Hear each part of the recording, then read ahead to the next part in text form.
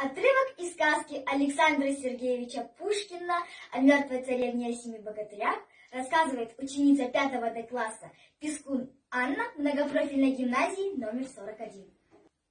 На девичник собираясь, вот царица наряжаясь, перед зеркальцем своим перемолвилась с ним. Яль, скажи мне всех милее, всех румяней и белее. Что же зеркальце в ответ? Ты прекрасна, спору нет, но царевна всех милее, всех румяней и белее. Как царица отпрыгнет, да как ручку замахнет, да по зеркальцу как хлопнет, каблучком-то как притопнет. Ах ты мерзкое стекло, это врешь ты мне назло.